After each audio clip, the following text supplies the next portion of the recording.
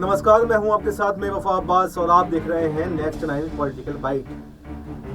विधानसभा चुनाव झारखंड और महाराष्ट्र में संपन्न हो चुके हैं, जिसके 23 नवंबर को नतीजे भी आ चुके हैं। इसके साथ ही आज 28 नवंबर को हेमंत सोरेन झारखंड के सीएम पद की शपथ लेने वाले हैं। लेकिन महाराष्ट्र में अभी तक सीएम कौन होगा, इस पर सस्पेंस बरकरार है। महाराष्ट्र में सीएम फेस का चेहरा अभी तक तय नहीं हो पाया है। पहले कयास लगाए जा रहे थे कि एकनाथ शिंदे भी सीएम की रेस में है और एकनाथ शिंदे सीएम बन सकते हैं, लेकिन कल उन्होंने ये साफ कर दिया कि बीजेपी का केंद्रीय नेतृत्व जो तय करेगा वो मुझे मंजूर है, मैं सीएम पद की रेस में नहीं हूँ।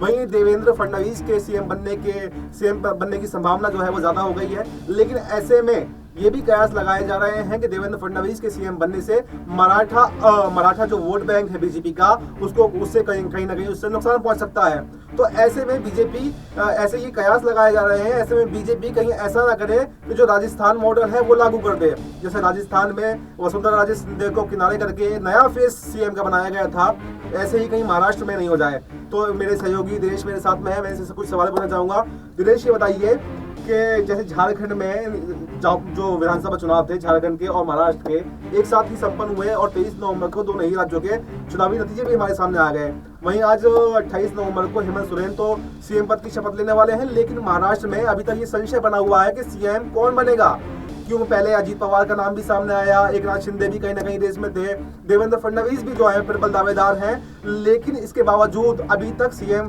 फेस का जो निर्णय है वो अभी तक नहीं हो पाया है। तो इस पर आप क्या कहना चाहेंगे? विधायक दल का नेता चुनने पर महाराष्ट्र में लगातार भारतीय जनता पार्टी को माथापच्ची का सामना करना पड़ रहा है। और देखा जाए तो देवेंद्र फडणवीस को चीफ मिनिस्टर इसलिए भारतीय जनता पार्टी बनाना चाहती है क्योंकि 149 सीटों पर चुनाव लड़ा, जिसमें से 130 के लगभग सीटें उन्होंने जीत ली और इतनी बड़ी मेजोरिटी का यहाँ पर जो है कहीं ना कहीं उम्मीद भारतीय जनता पार्टी हाईकमान को भी नहीं होगी। हालांकि 105 विधायक उनके पास 2019 में जीत कर गए थे और वो लगातार पार्टी के साथ बने रहे, लेकिन एकनाथ शिंदे की पार्टी का भी ये दावा है कि हमने 86 सीटों पर चुनाव लड़ा, हमारा स्ट्राइक रेट जो था वो 80% के लगभग रहा। दूसरी तरफ अजीत पवार उनके सहयोगी दल के रूप में थे और विधानसभा चुनाव में देखा जाए तो उनका प्रदर्शन बेहतर रहा है बजाय कि लोकसभा चुनाव। तो ऐसे में सीएम कुर्सी को लेकर के यहाँ पर एकनाथ शिंदे का यह दावा है कि विधानसभा चुनाव में जब सीट शेयरिंग का फॉर्मूला तय किया गया उस दौरान सीएम कुर्सी को लेकर किसी तरीके की कोई सहमति नहीं बनाई गई, यानी कि सिटिंग सीएम ही महाराष्ट्र का सीएम रहेगा। इसी फॉर्मूले के तहत चुनाव लड़ा गया।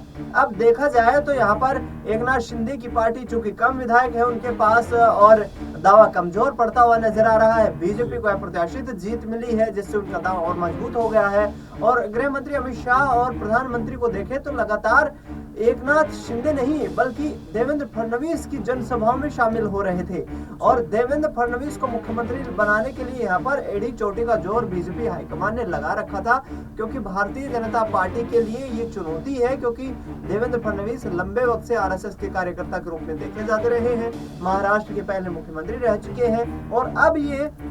कहीं ना कहीं सस्पेंस इसलिए बरकरार है कि यहाँ पर महायुति गठबंधन जो है उसमें दरार देखने को ना मिले, क्योंकि महायुति गठबंधन में यहाँ पर अजीत पवार और एकनाथ शिंदे यदि दूर फिर से हो जाते हैं तो फिर बीजेपी के लिए सरकार बनाना भी यहाँ पर नाको चने चबाने जैसा हो जाएगा। हालांकि सबसे बड़ा राजनीतिक दल है और महाविकास अघाड़ी के तमाम दलों का यहाँ पर बुरा हश्र हुआ है, तो इसी आधार पर देखा जाए तो एकनाथ शिंदे को मनाने में बीजेपी अभी जुटी हुई है कि चाहे उनको केंद्र में केंद्रीय मंत्री बनाया जाए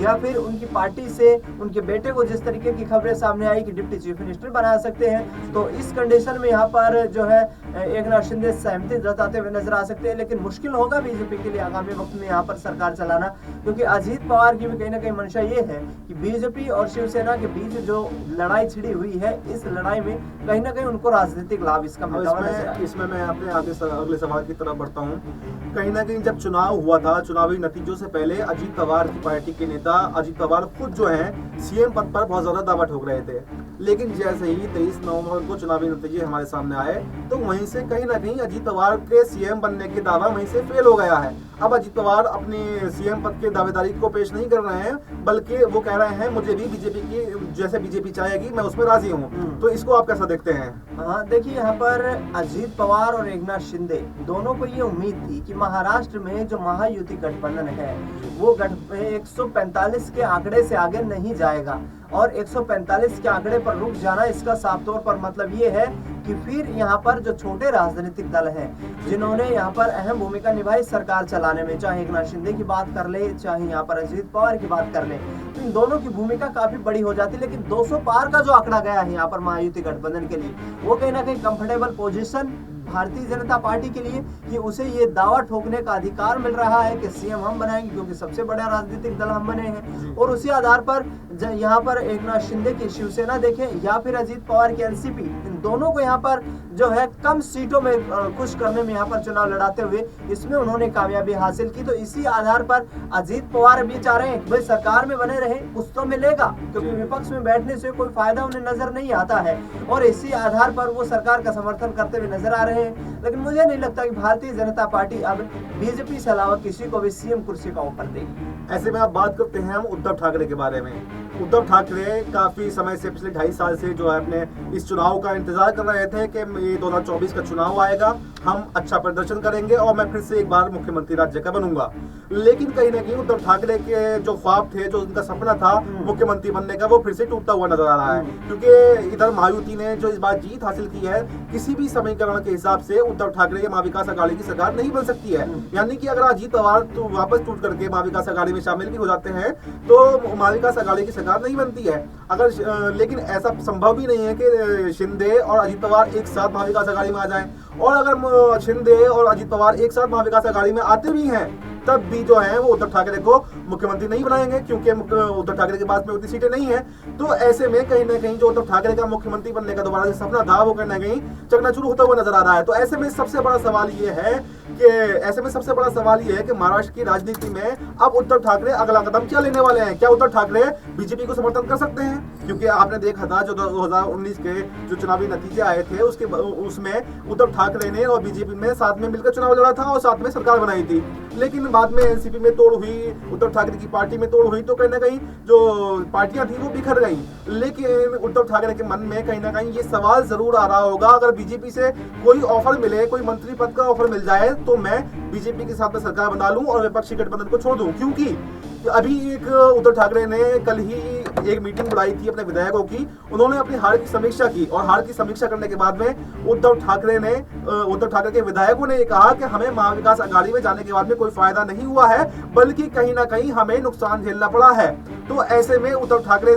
विधायकों ने ये मांग भी की कि आप इस गठबंधन से अलग हो जाइए, क्योंकि आगामी समय में जो है बीएमसी का चुनाव आ रहा है। तो बीएमसी चुनाव में ऐसा भी देखने को मिल सकता है, या तो उद्धव ठाकरे बीजेपी के साथ में आ जाएं या फिर महाविकास अघाड़ी को छोड़कर स्वतंत्र रूप से चुनाव लड़ें। तो इसमें आप क्या कहना चाहते हैं? देखिए, उद्धव ठाकरे और बीजेपी के बीच लड़ाई जो थी वो सीएम कुर्सी को लेकर थी। 2014 में भी, 2019 में भी दोनों बार बीजेपी और शिवसेना ने मिलकर के चुनाव लड़ा। उस वक्त संयुक्त शिवसेना होती थी जिसमें एकनाथ शिंदे भी शामिल थे, उद्धव ठाकरे भी शामिल थे।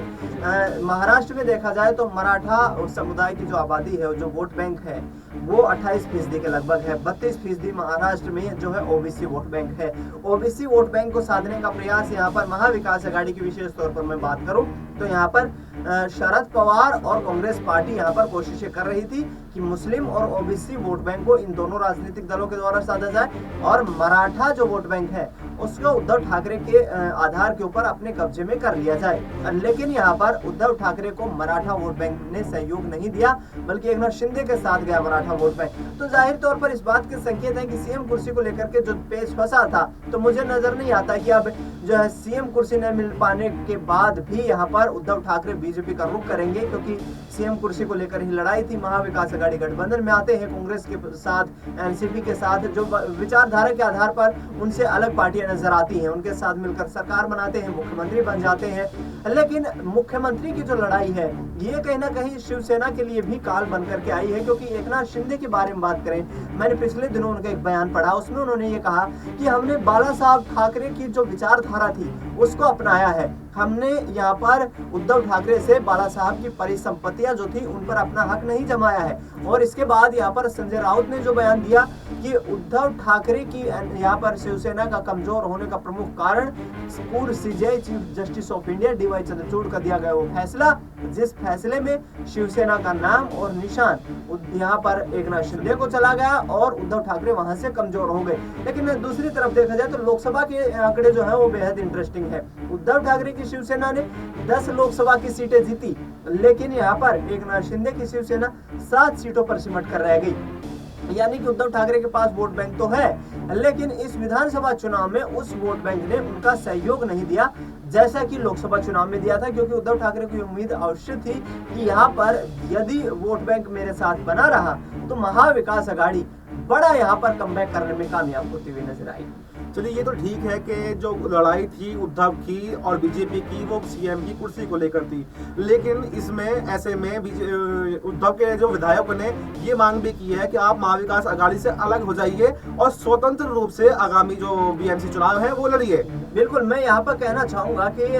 जिस तरीके से आप ये कह रहे हैं कि महाविकास आघाड़ी गठबंधन से दूर हो जाइए और बीएमसी का चुनाव जो बॉम्बे म्यूनिसिपल कॉर्पोरेशन का चुनाव है वो स्वतंत्र रूप से लड़िए, तो इसमें उद्धव ठाकरे अपने आप को कहीं ना कहीं कमजोर देखते हैं, क्योंकि शहर में मराठा आबादी उतनी नहीं है और शहर में मराठा आबादी उतना ना होना उसका सीधा उनको नुकसान हो सकता है। तो इसलिए वो नहीं चाहेंगे कि महाविकास आघाड़ी को बीएमसी चुनाव तक तो छोड़े, लेकिन विधायकों की तरफ से जो है ऐसी प्रतिक्रिया आना कहीं ना कहीं चिंता का विषय यहाँ पर उद्धव ठाकरे की पार्टी के लिए जरूर दिखाई देता है, शिवसेना के लिए। लेकिन मुझे नजर नहीं आता कि अब किसी भी सूरत में उद्धव ठाकरे यहाँ भारतीय जनता पार्टी का रुख करेंगे या फिर स्वतंत्रता के साथ चुनाव लड़ते हुए नजर आएंगे। दिनेश, हमसे बात करने के लिए बहुत बहुत धन्यवाद आपका। जैसा कि आपने देखा कि उद्धव ठाकरे, जैसे दिनेश ने अभी बताया कि उद्धव ठाकरे के पास अब कोई ऑप्शन नहीं है, वो बीजेपी के साथ में भी हाथ नहीं मिला सकते, एकनाथ शिंदे के साथ में भी हाथ नहीं मिला सकते। उनकी अब मजबूरी, कहीं ना कहीं मजबूरी बन गई है कि महाविकास आघाड़ी में ही रहना है, क्योंकि अगर वो महाविकास आघाड़ी को भी छोड़ते हैं तो कहीं ना कहीं जो परफॉर्मेंस उनकी ये रही है, जो उनके पास 20 सीटें आई हैं,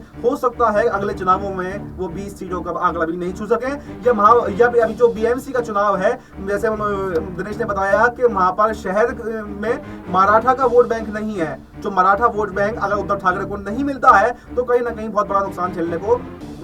देखना पड़ सकता है। इसलिए उद्धव ठाकरे महाविकास आघाड़ी को छोड़कर भी अभी कहीं नहीं जाएंगे, बल्कि आगामी चुनावों के लिए अपनी जो कमियां हैं उन पर काम करेंगे और आगामी चुनाव जीतने का प्रयास करेंगे। अभी हमारे साथ बने रहने के लिए आपका बहुत बहुत धन्यवाद। देखते रहिए नेक्स्ट टाइम पॉलिटिकल राइट।